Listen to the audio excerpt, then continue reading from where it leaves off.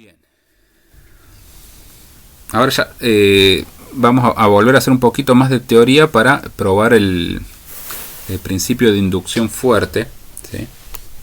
Que les dije. Entonces acá hace falta volver sobre unas cosas sobre orden, sobre el orden de los naturales, que creo que algo ya lo vieron, ¿sí? En la parte de relaciones, ¿sí? Entonces vamos a ver lo que se llama el principio de buena ordenación o el principio de buen orden, ¿sí? Entonces estas definiciones ya las vieron antes, simplemente las escribo para repasar.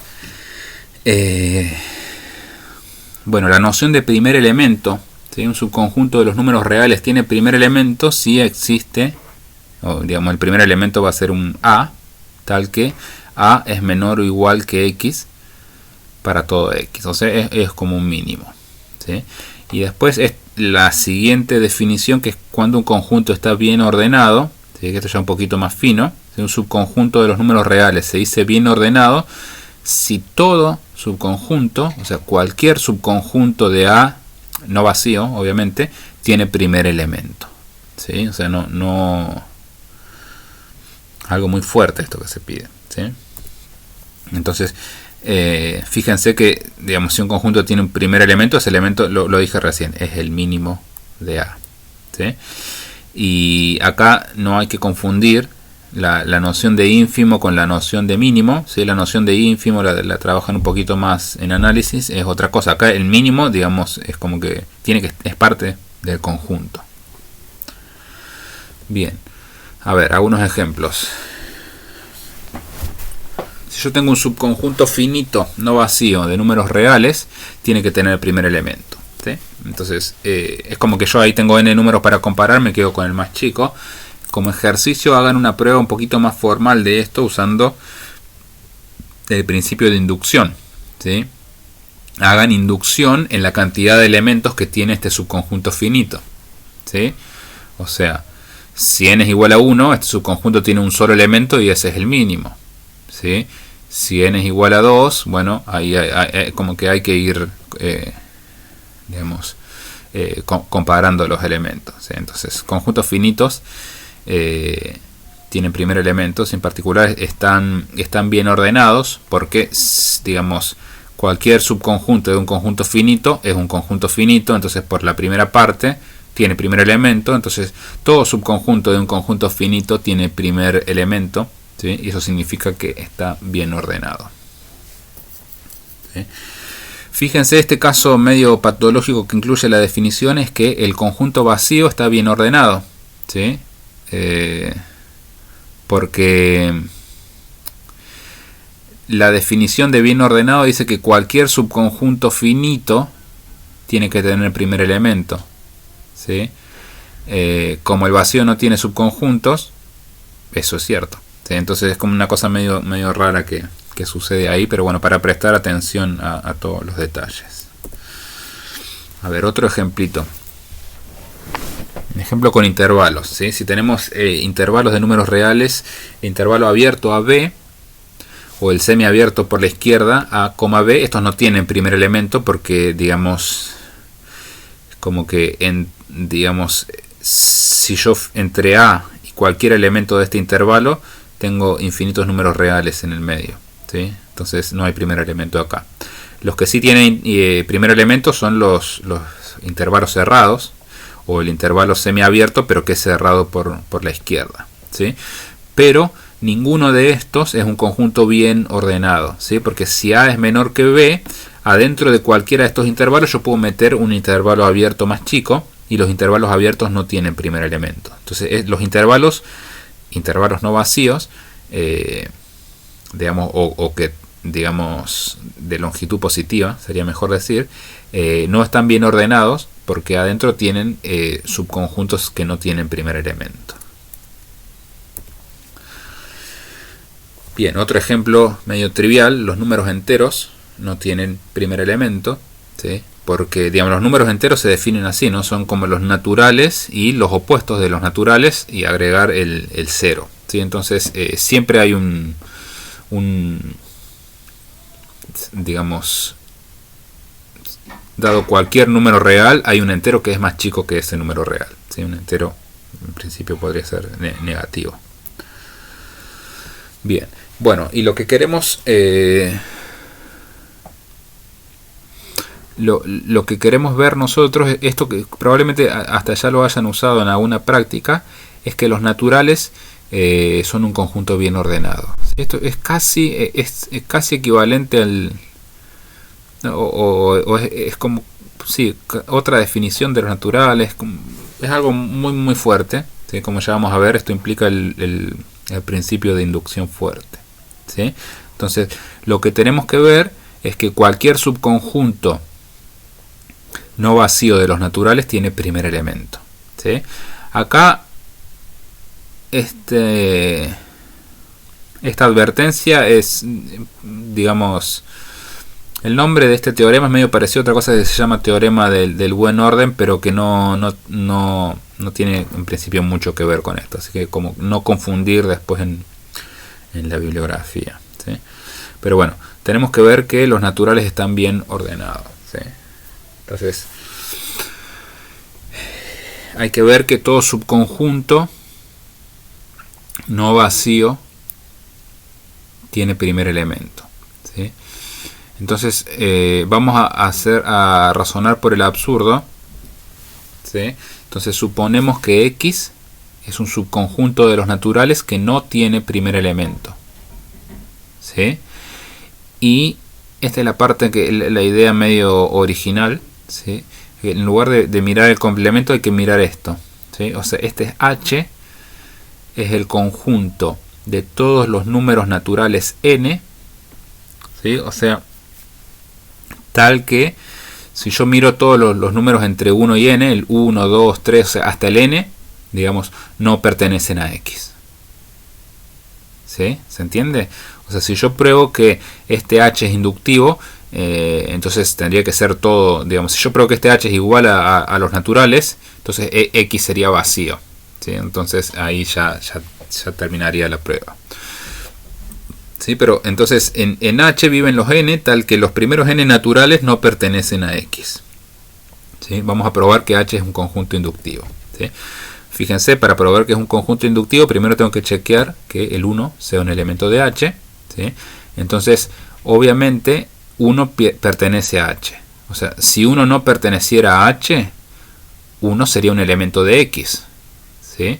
Pero 1 es el primer número natural. Entonces, si en particular 1 vive en el conjunto X, sería el primer elemento de X, y eso no puede ser, porque estoy suponiendo que X no tiene primer elemento, ¿sí? Entonces 1 tiene que estar en H, ¿sí? Ahora, lo que tengo que probar para ver que es inductivo es lo siguiente: si K es un elemento de H, entonces K más 1 es también un elemento de H, ¿sí? Entonces, digamos, expandimos un poquito la definición. ¿Qué significa que K sea un elemento de H? Significa que todos los números desde 1 hasta K están contenidos en n menos x. O sea que, digamos, son naturales que no pertenecen a x, ¿sí? Entonces, lo que tenemos que ver es que K más 1 está en H. Entonces, de nuevo, razonamos por el absurdo. Si K más 1 no pertenece a H, ¿sí? Entonces significa que esta condición no se cumple, ¿sí? O sea que el subconjunto que tiene al 1, 2, 3, etcétera, hasta K y K más 1 no está contenido en n menos x, ¿sí? Pero eso lo que implica es que, o sea, yo ya sé que los K primeros están en n menos x, entonces lo que pasa es que K más 1 es el que falla, ¿sí? O sea, K más 1 tiene que ser un elemento de x, ¿sí?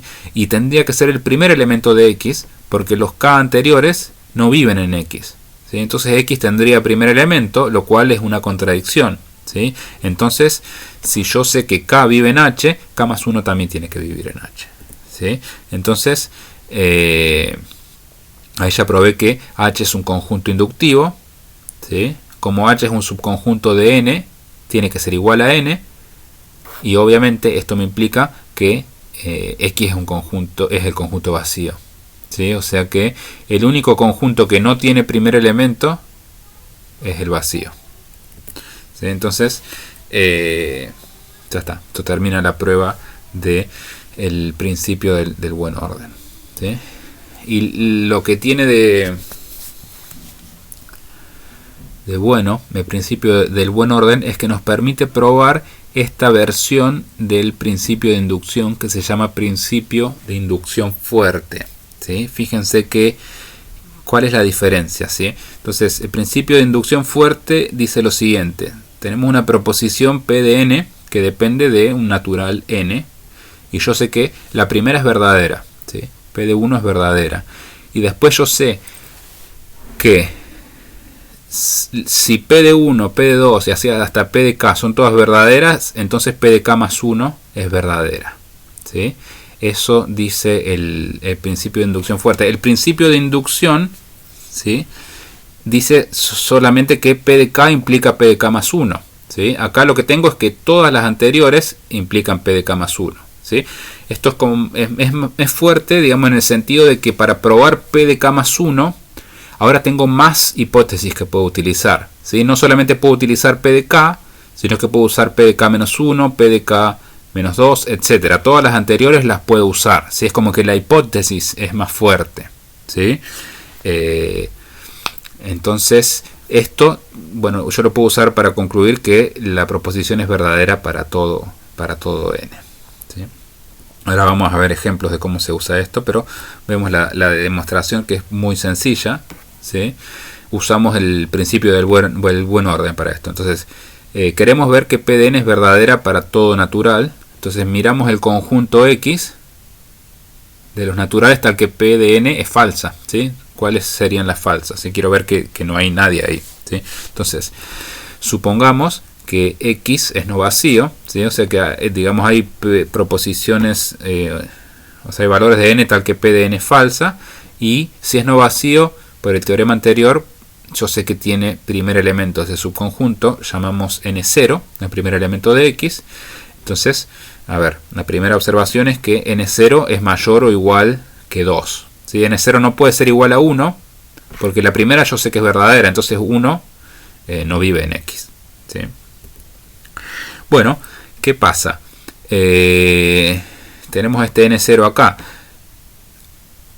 Ahora, n0 es el primer elemento de X. O sea, eso significa que todos los naturales anteriores, el 1, 2, 3, hasta n0 menos 1, no pertenecen a X, ¿sí? O, dicho de otra forma, todas las proposiciones P de 1, P de 2, etc., hasta P de n0 menos 1 son verdaderas, ¿sí? Pero la parte 2 me dice que si estas son verdaderas, entonces la que sigue es verdadera, ¿sí? O sea, P de n0 tiene que ser verdadera. Y eso es una contradicción, porque estamos suponiendo que n0 es el primer elemento, el primer natural, tal que P de n0 es falsa, ¿sí? Entonces, esa contradicción viene de suponer que X es no vacío, ¿sí? Entonces, X tiene que ser el conjunto vacío y todas las P de n tienen que ser verdaderas. A ver, un ejemplo, cómo se usa el principio de inducción fuerte, ¿sí? Bueno, acá tenemos esta sucesión definida recursivamente como sigue. O sea, el primer término es U sub 1 es 3, U sub 2 es 5, y para calcular U sub n uso los dos anteriores, es 3 U sub n menos 1 menos 2 U sub n menos 2. Obviamente a partir de n igual 3 puedo hacer eso, y lo que tendría que probar es que U sub n es 2 a la n más 1, ¿sí? Acá hay que usar el principio de inducción fuerte, ¿sí? Porque es como que cuando yo reemplazo el U sub n por esta fórmula, yo quiero cambiar el valor para las dos anteriores, no solo para la inmediatamente anterior, ¿sí?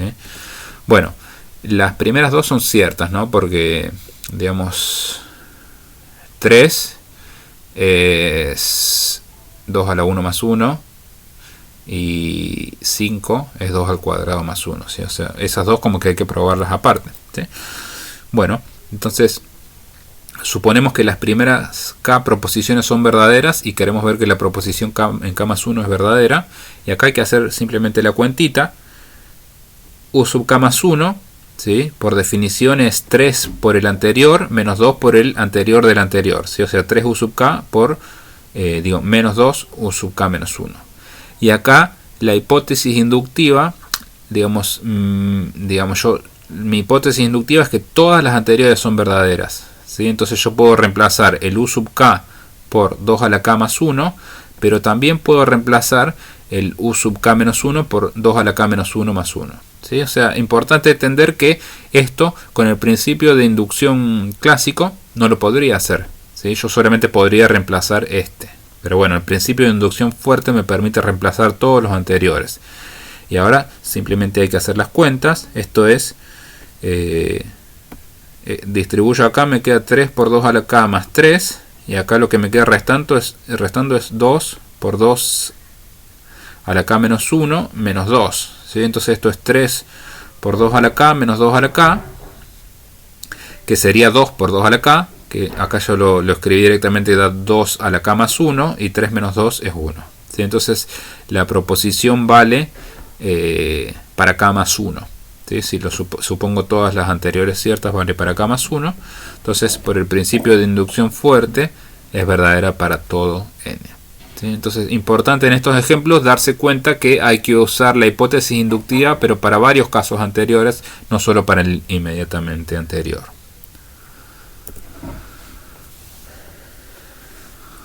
Bueno, otro ejemplo. Este ejemplo es lindo porque no es una fórmula, ¿sí? Es como que es algo que sucede, pero no es una fórmula explícita que uno tiene que probar. Entonces como que hay que pensar un poquito más, ¿sí? O por lo menos pensar distinto. Así que dice, probar que cualquier número natural mayor o igual que 14, fíjense, esto va a pasar a partir de 14, ¿sí?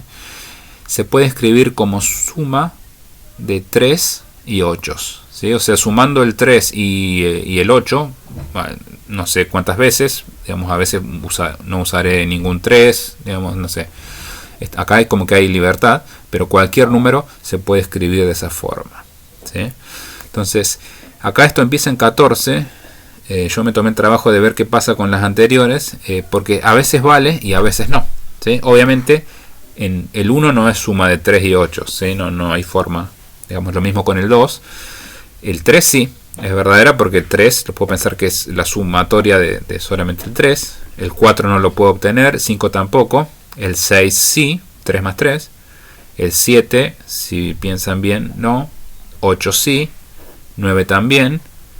En 10 es falsa, ¿sí? En 11 es verdadera, ¿sí? En 12 también es verdadera. 13 no se puede. Esto piénsenlo ustedes, las que no se puede. Yo en las que sí se puede le estoy dando una forma de escribirlo. Y bueno, entonces en 14 es cierto, ¿no? Porque 14 es 6 más 8, ¿sí? 15 también, pero 3 por 5, 15. Tengo ahí 5, 3. Y en 16 también vale. Pero bueno, esto ya hay que empezar a probarlo por inducción, ¿sí? Entonces, fíjense cómo lo voy a hacer yo. Supongamos que son a partir de 14, son todas verdaderas hasta n, ¿sí? Y hay que ver que vale p de n más 1. O sea, hay que ver que n más 1 lo puedo escribir como suma de 3 y 8, ¿sí? Entonces, acá yo, digamos, hice como no es una trampa, sino como una cosa, probé un par de casos más, ¿sí? O sea, yo ya lo tengo probado esto hasta 16. Entonces podemos suponer que n más 1 está a partir de 17, ¿sí? Entonces todos los anteriores ya sabemos que son ciertos, ¿sí? Entonces n más 1, fíjense, lo puedo escribir como n menos 2 más 3, ¿sí? Ahora acá hice aparecer un 3. ¿Y por qué lo tomé a partir de 16 al n? Porque si n está a partir de 16, n menos 2 es mayor o igual que 14. ¿Sí? Y ahí puedo usar la hipótesis inductiva para n menos 2, ¿sí? O sea, porque yo puedo usar todas las anteriores, ¿sí? En particular, acá no necesito usar la anterior, sino como la antepenúltima, ¿sí? Entonces, n menos 2 lo escribo como suma de 3 y 8, y a n más 1 simplemente le agregué un 3. ¿Sí?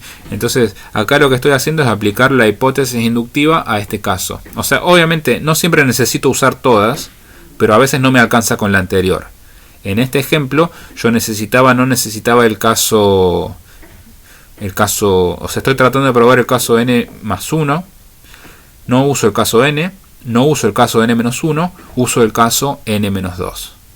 ¿Sí? Fíjense, entonces eso es lo que sucede en este ejemplo. Bien, entonces por el principio de inducción fuerte, esto vale para todo n mayor o igual que 14. Obviamente antes a veces valía, a veces no, pero como que este razonamiento inductivo funciona como a partir de 14. ¿Sí? De hecho, a partir de 16, porque el caso 14, el caso 15 y el caso 16, esto ya no lo podría usar, eso lo tuve que probar a mano. Bien, seguimos, vamos a ver ya para terminar un par de ejemplos más, como para tener bastantes ejemplos para entender mejor este tema. Bien, a ver, tenemos acá, vamos a ver las leyes de Morgan generalizadas, ¿sí? ¿Qué son las leyes de Morgan generalizadas? Bueno, en primer lugar, veamos que la unión y la intersección es como que son medio parecidas a la sumatoria y la productoria. Así uno podría definir recursivamente estas cosas, ¿no? O sea, si yo tengo n conjuntos, ¿sí? Puedo definir su unión de forma recursiva. O sea, unir un solo conjunto, unir el primero me da el a sub 1. Y si quiero hacer la unión hasta k más 1, lo que tengo que hacer es la unión hasta k y hacerle unión con el último. ¿Sí?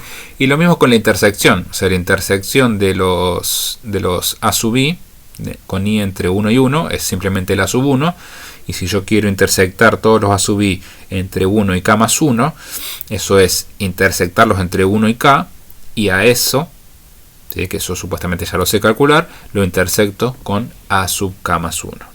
¿Sí? Entonces, las leyes de Morgan generalizadas son las siguientes. El complemento de una unión es la intersección de los complementos, y el complemento de una intersección es la unión de los complementos. ¿Sí? Acá para el complemento estoy usando la notación como de exponente, ¿sí? Con esta C acá arriba, porque me es más, digamos, la barra que a veces usan como que no sería tan cómoda para visualizarlo en este caso. Pero bueno, si ustedes quieren, después lo pueden pasar y escribirlo con la notación que más les guste. ¿Sí? Entonces, probamos la primera, ¿sí? O sea, el complemento de la unión es la intersección de los complementos, y lo vamos a hacer por inducción, ¿sí? El caso base, n igual a 1, es cierto, ¿no? Porque el complemento de una unión de un solo conjunto es simplemente el complemento de ese conjunto. ¿Sí? Acá está mal. Acá falta. ¿Sí? Esto sería intersección de a sub i complemento. ¿Sí? Eso después atentos para corregir esta parte. ¿Sí? Entonces el caso n igual a 1 es cierto. El caso n igual a 2 también es cierto.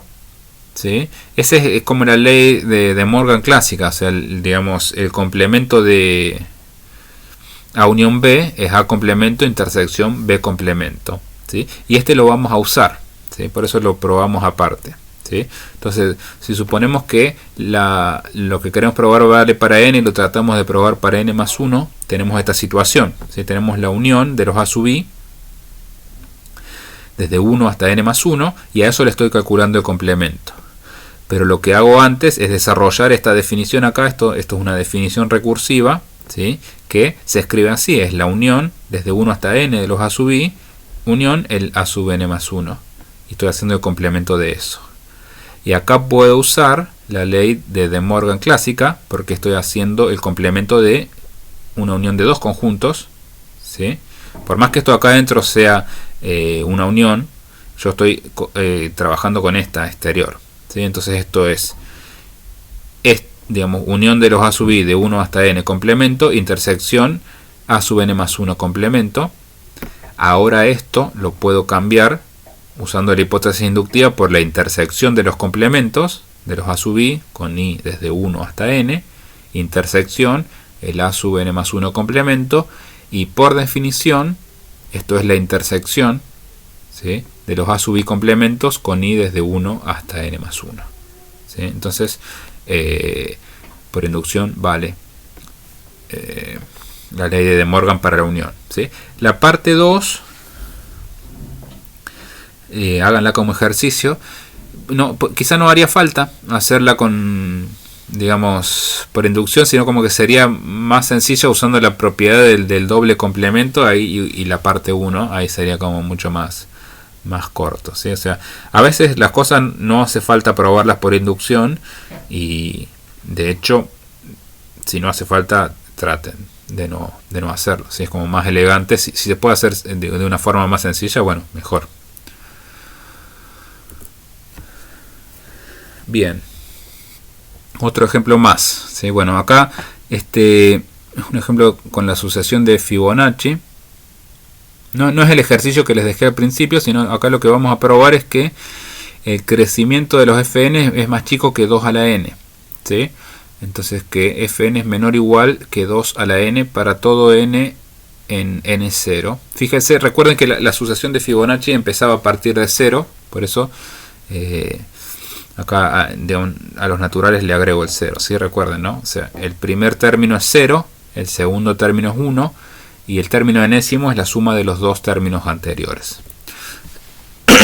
Entonces, digamos, la afirmación para n igual 0 es cierta, ¿no? Porque f0 es 0, menor o igual que 1, que es 2 a la 0. Para n igual 1 es cierto, ¿sí?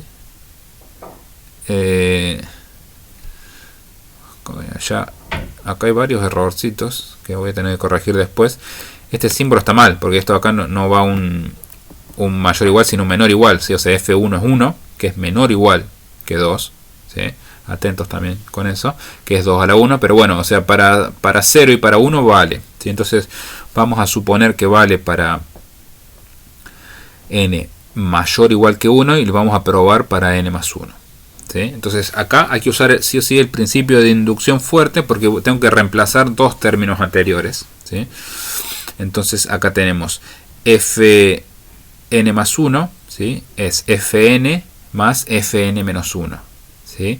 Y acá uso la hipótesis inductiva, ¿no? O sea, fn es menor o igual que 2 a la n, y fn menos 1, estoy usando la hipótesis inductiva, pero para n menos 1, entonces fn menos 1 es menor o igual que 2 a la n menos 1.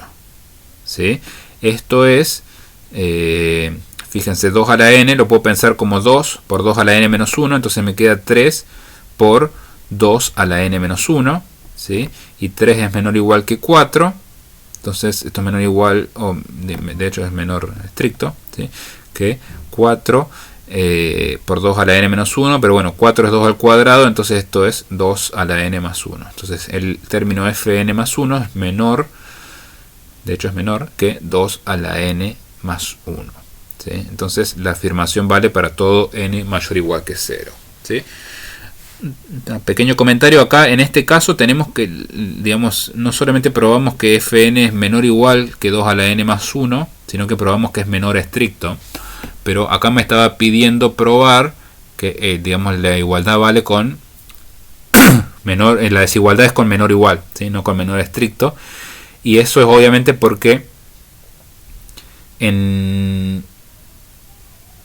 no, yo pensaba que había algún problema, no. O sea, se podría mejorar un poquito acá y poner un menor estricto, ¿sí? Porque en el caso para n igual 0 es menor estricto, para n igual 1 también es un menor estricto, que acá estaba mal escrito, pero bueno, en todos los casos tenemos como un menor estricto. Se podría mejorar un poquitito el enunciado, me he separado una cosita un poquitito más ajustada. Bien, otro ejemplo, ya los últimos. Acá tenemos esto lo usamos también al principio, ¿sí? Cuando vimos números complejos, pero sin demostración. El teorema de Moivre dice que si uno calcula una potencia natural, ¿sí? De coseno de t más i por seno de t, si t es un número real, es como que, digamos, el ángulo, digamos, en coordenadas en coordenadas polares, acá como que t representaría el ángulo de coseno de t más i seno de t. ¿Sí? Entonces, si yo lo elevo a la n, el ángulo, digamos, con multiplicar se suman los ángulos, ¿sí? O sea, esto me va a dar coseno de n por t más i por el seno de n por t. ¿sí? Entonces vamos a probar eso para todo n mayor o igual que 0, ¿sí? Para n igual 0 es cierto, ¿sí? Porque digamos, elevar a la 0 da 1, pero por otro lado coseno de 0 es 1 y seno de 0 es 0. Entonces la fórmula vale claramente, ¿sí? Entonces vamos a suponer que es cierto para un valor de n y lo vamos a probar para n más 1. ¿Sí? Acá, en principio de inducción común, no hace falta usar el principio de inducción fuerte. Lo que sí hace falta tener presentes las fórmulas, ¿sí? para el seno de dos ángulos, de la suma de dos ángulos, y el coseno de la suma de dos ángulos. ¿Sí? Si no las recuerdan, acá yo las dejo escritas, ¿sí? Pero bueno, vamos a hacer la cuentita, ¿sí? Entonces tenemos coseno de t más i seno de t elevado a la n más 1, ¿sí? Esto por definición es coseno de t más i seno de t elevado a la n por coseno de t y seno de t, ¿sí? Y acá, hipótesis inductiva, puedo reemplazar esto por coseno de n por t más i por seno de n por t, por esto que tengo acá.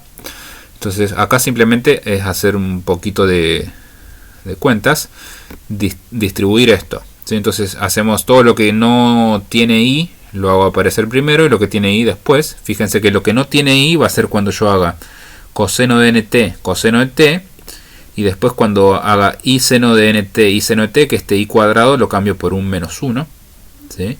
Y lo que tiene i va a ser coseno de nt, seno de t, y seno de nt, coseno de t, ¿sí? Entonces uso las fórmulas para la suma de ángulos, para el coseno y el seno. Esto me queda coseno de n por t más i por seno de n por t más t. Y bueno, factor común t, esto es coseno de n más 1t más i seno de n más 1t, que es, digamos, probar la afirmación para el caso n más 1. ¿Sí? Entonces así ya tenemos probada la fórmula de mueble. Bien, último ejemplo. Esto algo que lo había escrito en algunos trabajos prácticos, me parece, o en algunas consultas.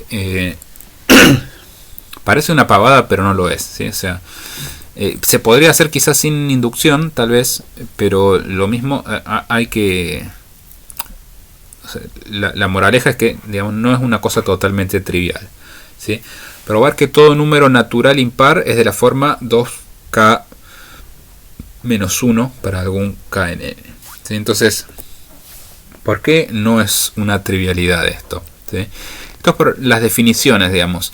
A ver, está bien esto, ¿no? Un número es par si lo puedo escribir de la forma 2 por k para algún KNN, ¿sí? La definición que yo estoy usando acá es que un número es impar si no es par, ¿sí? Entonces no es gratis que va a ser de la forma 2 por k menos 1, ¿sí?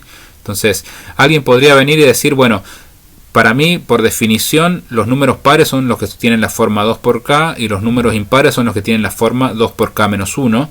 Entonces ahí cambiaría un poco el enunciado de lo que quiero probar, y lo que tendría que probar es que todo número natural es par o impar, ¿sí? Pero es como que el problema está en, digamos, con las dos definiciones. Entonces, trabajemos con esta, ¿sí? Los pares son de la forma 2k y los impares no sé qué forma tienen, ¿sí? Solamente sé que no son pares, o sea, sí sé que no son de la forma 2 por k, ¿sí?